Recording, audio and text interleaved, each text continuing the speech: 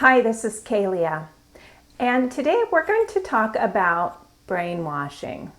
Have you been brainwashed? If you've been in a relationship with a narcissist or are coming out of a relationship with a narcissist, the likelihood that you've been brainwashed is pretty high. Brainwashing is something that happens in cults.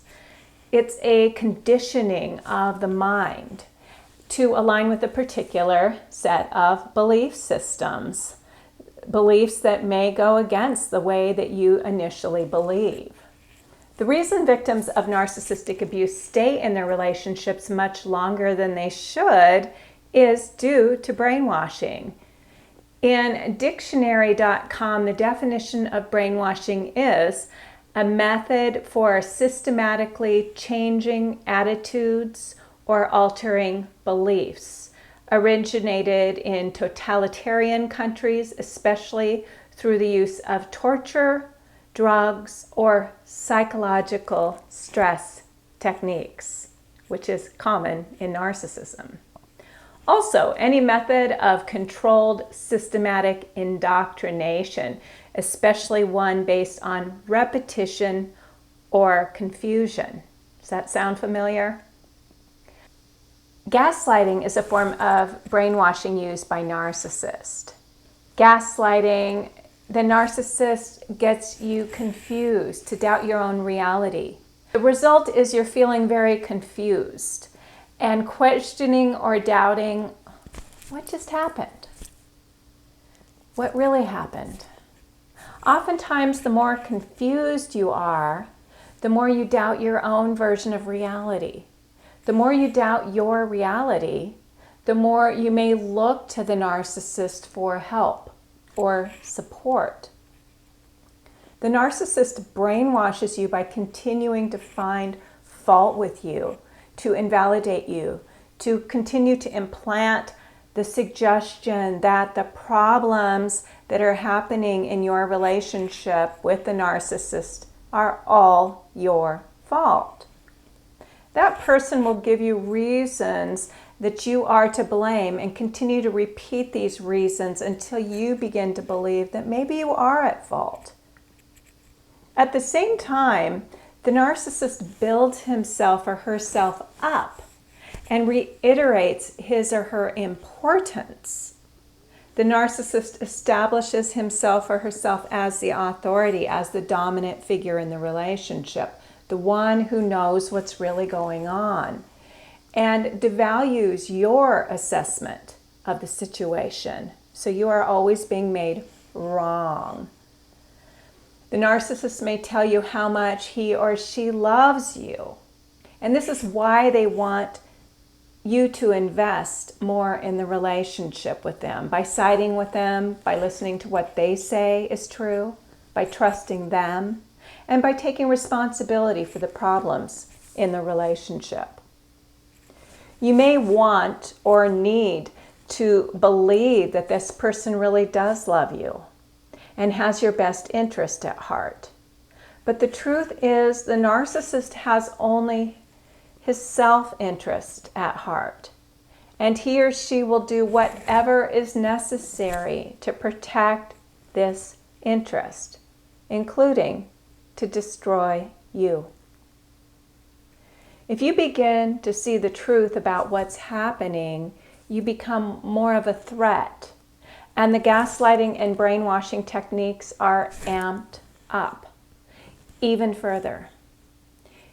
It's the way the narcissist keeps you under his or her control.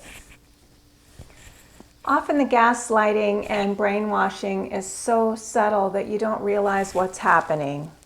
It's the frog in the pot of water slowly heated to boiling. You're so immersed in that water that you don't realize the temperature change. What you may notice is that something just isn't right. I know when I was deeply entrenched in a relationship with a narcissist, I felt that something wasn't right. But I was convinced that something wasn't right with me. It was me. I was the problem. And I had the problem. I had physical, mental, and emotional issues. And this was true. I did. I was breaking down physically. There was no denying this. I was confused mentally. There was also no denying this. And I was an emotional basket case. This was clear. The more unstable I felt, the more I clung to my beloved, the narcissist, for help and for support. He showed me no empathy, but rather shamed me for being so emotionally unstable. I would try and get stronger so that my beloved would have a more positive opinion of me. I didn't like myself. I didn't like this. I was becoming more and more depressed and insecure. I noticed his attention going to other women who all seemed so bright, happy, and healthy compared to me. I knew it was only a matter of time that he would leave me for one of these women. I didn't like feeling this jealous, this needy, and insecure, but I couldn't seem to help myself. Eventually, I started stepping away from the relationship more, and I began taking a little bit better care of myself. I took a trip away, even though he didn't like it, and he didn't want me to take that trip away. Ironically, when I did get away, the symptoms I was struggling with cleared up, all of them. My physical symptoms, my emotional and mental, all cleared up almost overnight. I started to feel positive again, and I started to wonder if my dear beloved might have something to do with how I'd been feeling. My getting stronger and more confident in myself caused more crippling behaviors from the man in my life.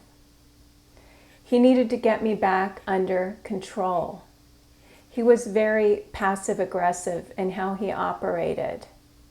He used the silent treatment, avoidance, emotional abandonment, ignoring issues, playing the devil's advocate in every situation, and attempting to squelch any original ideas that I had, leading me to believe that they were bad ideas.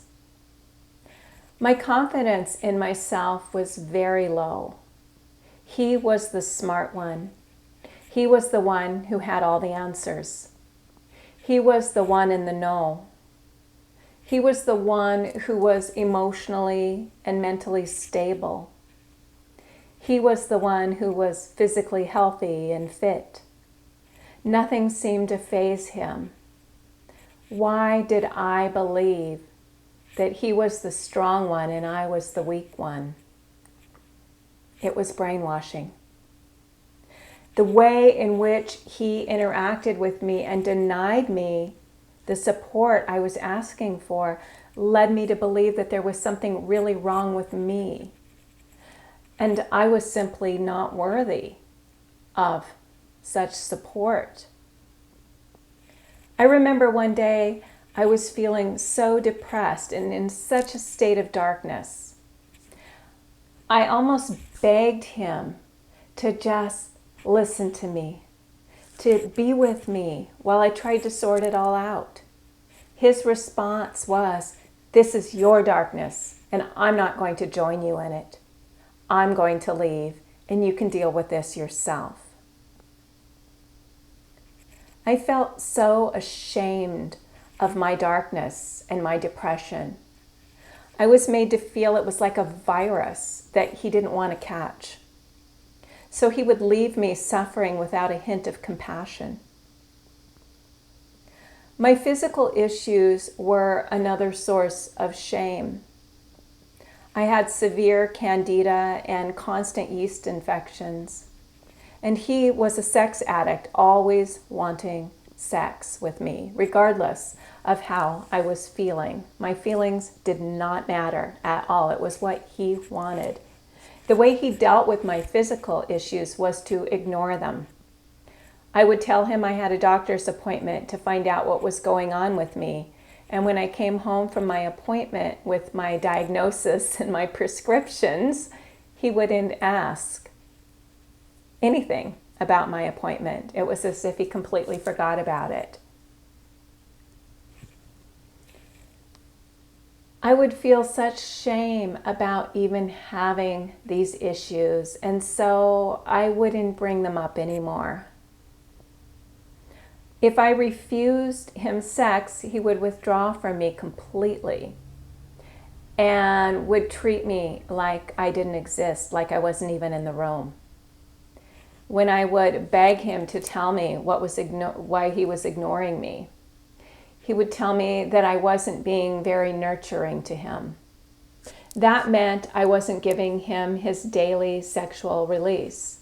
Suddenly the attention was taken completely off my physical issues and what was going on with me on all levels to how I wasn't taking care of him. Because I was so deeply entrenched and brainwashed, I ended up feeling guilty that all my issues were preventing me from being a good girlfriend. I would put my needs aside and try to tend to his needs, even if I was in pain and agony. Shortly after my trip away, I decided I was going to leave the relationship. Yeah, I was so in love with him, but I felt that perhaps my issues were directly tied to the relationship. Yeah, I was right about that. And the only way I was going to be able to heal was to leave the relationship. Maybe if I left, he would take some responsibility and come around. That was my thinking. I didn't know what narcissism was at this time. So I was under this distorted belief that if he really loved me, he would be willing to look at his own part in the issues going on in our relationship. Didn't work like that. After I left, he immediately got involved with one of the women he was eyeing. There was no downtime for him. Instead of feeling relief, I felt devastated. My shame and self-blame kicked into high gear. His ability to move on so quickly was proof to me that I was the one to blame. It was all me. I was sick, depressed, dark, moody, unlovable. And I was a woman who could be easily replaced by a bright, healthy, happy woman. That made me feel even worse about myself. I became even more depressed and was diagnosed with post-traumatic stress disorder, which explained the intense anxiety and obsession that I was dealing with. All I could think of was how easily he went on to the next relationship and how happy he was now with her, while I was deeper in darkness than ever. I had such self-loathing, and my belief that there was something seriously wrong with me was highly activated. He was even telling people that I was confused, much as his mother, who had Alzheimer's, was confused. I was convinced that I was mentally ill. I wasted away to skin and bones, a shell of my former self. I was prescribed antidepressants for my anxiety and depression, and so that I could eat and sleep, something which I was not doing. I was unable to work and living off my savings. I didn't want anybody to see me, so I avoided going out in public as much as possible. I thought everybody would know I was mentally ill and sick, and I was really ashamed of myself. My friends were concerned about me, but also supported him. He was the one going to the parties my friends were throwing, And I was the poor, sorry, sick, mentally ill, disturbed woman who he couldn't be with anymore. One of my friends was concerned enough about me that she sent me to her psychologist, someone who'd helped her in a time of need. I decided I probably should go ahead and find out once and for all exactly what was wrong with me. I needed that diagnosis so that I had the hope of getting better. Many of you may already have heard this story, but this was a powerful turning point in my life. When I went to the therapist, she took a battery of psychological tests that's used to determine what mental illness that I might be suffering from. And I was completely unprepared for the results.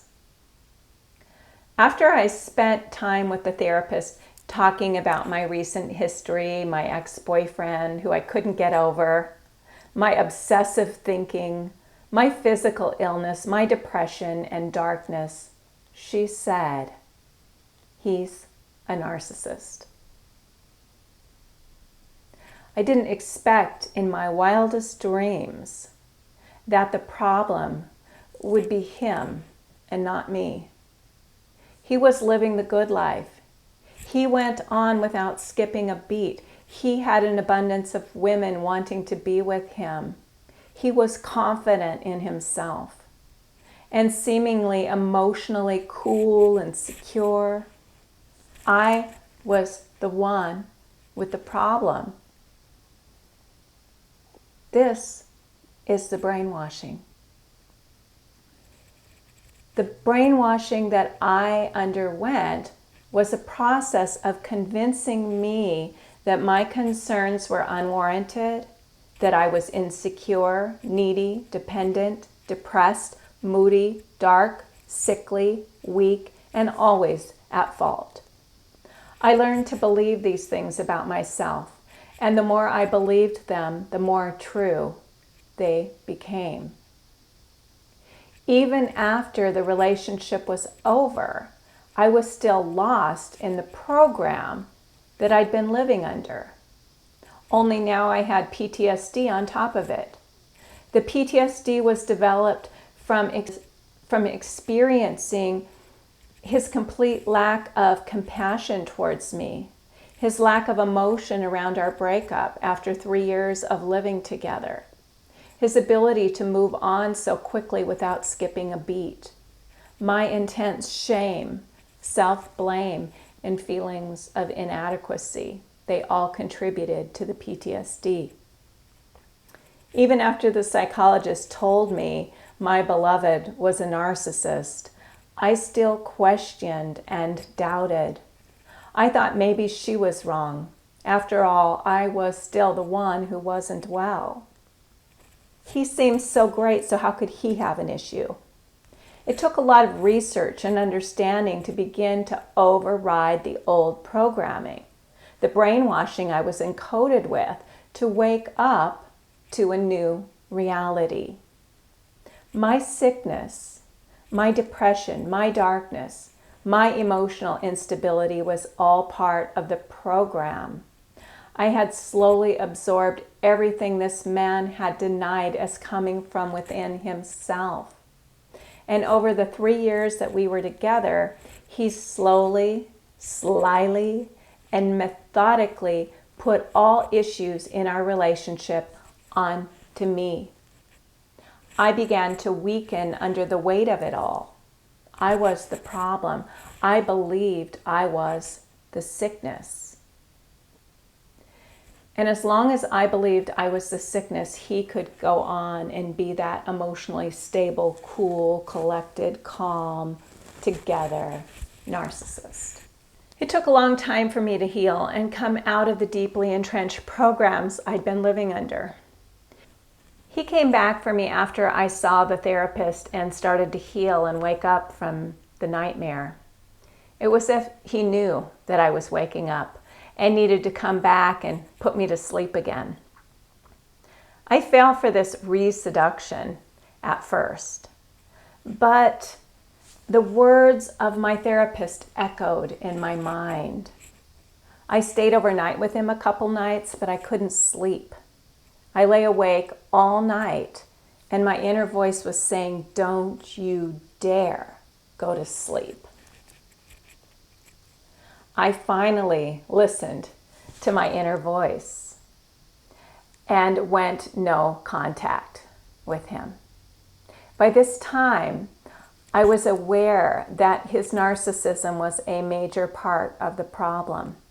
I still had my own issues, my lack of confidence and self-worth that I was healing, but I no longer believed that it was all my fault that the relationship fell apart. With intensive research and study, I came to understand malignant narcissism and the subtle ways it gets into your head and brainwashes you to doubt your own reality. When I studied cult programming, I discovered that anyone can be brainwashed. Anyone can be programmed and conditioned to believe a certain way. There isn't one particular personality type who's more likely to be susceptible to brainwashing. The media programs the masses every day through advertising. The church programs its members to believe a certain doctrine. The government programs its people to believe it has their best interest at heart. Corporations program their employees to make their jobs more important than their own lives. We are programmed by society not to trust our own inner knowing. We're conditioned to go against our own soul's blueprint.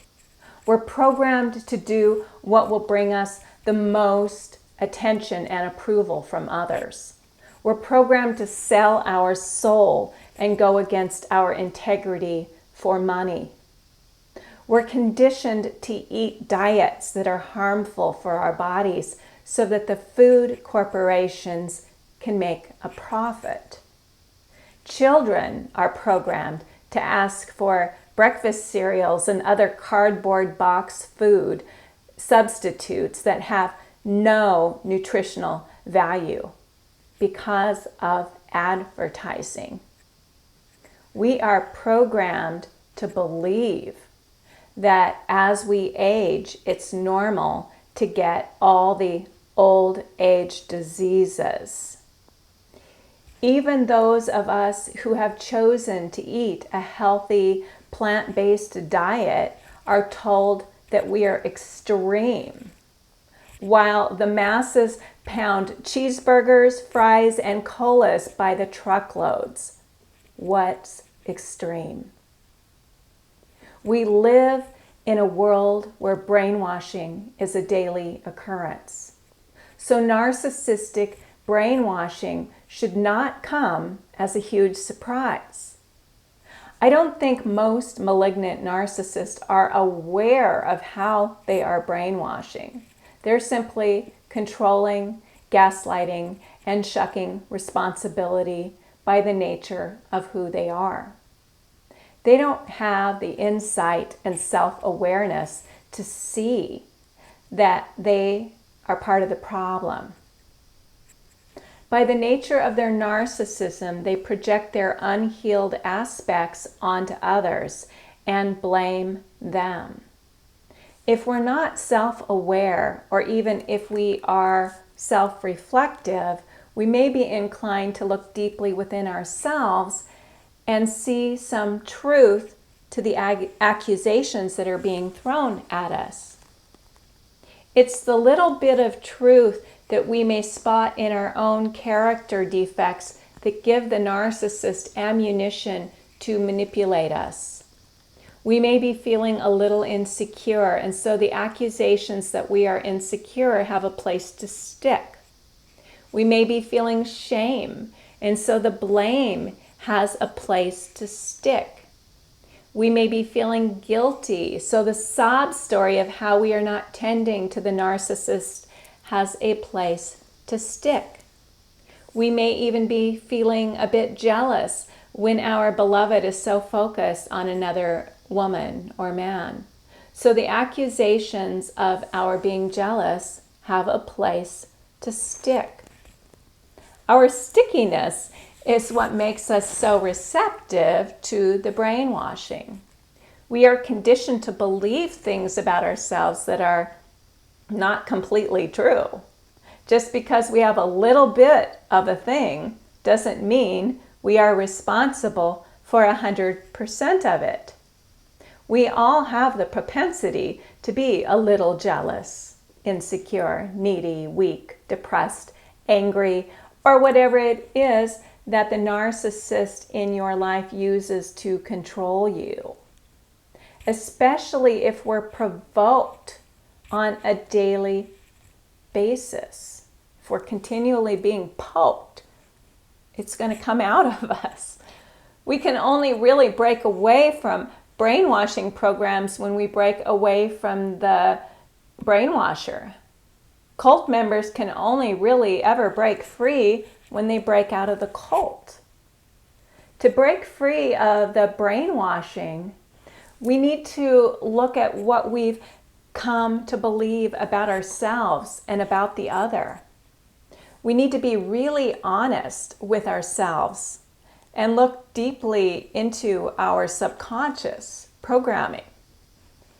We may not believe these things so much on a conscious level, it's in the subconscious. If I ask you, do you think yourself unworthy? You may say, no, I don't think that I'm unworthy, but sometimes I really feel unworthy. Since brainwashing is a type of hypnosis, hypnosis is an effective tool to reverse brainwashing. We need to identify the programs you're currently living under, the obsessive thoughts that you're having, and the beliefs that you formed about yourself. We then need to use hypnosis to convince your subconscious mind of another reality, one that is in alignment with the truth of who you really are.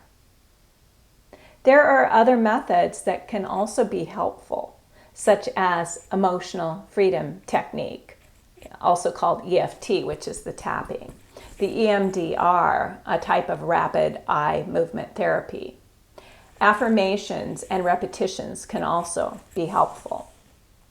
So let's break free of the programs we've been living under in our personal life, our professional life, and in our cultural life. Let's realign with our soul authenticity and step fully into who we are and who we come here to be. When we can really align with our soul's highest truth and calling, we won't be very receptive to brainwashing. We will be aligned with the truth of who we are, and the truth will set us free. I want to thank you for watching today. I hope this has been helpful for you. If it has been helpful, please do give it a thumbs up and subscribe if you haven't. Share if you feel that this will be helpful to somebody else. Thank you so much, and we will see you in the next episode.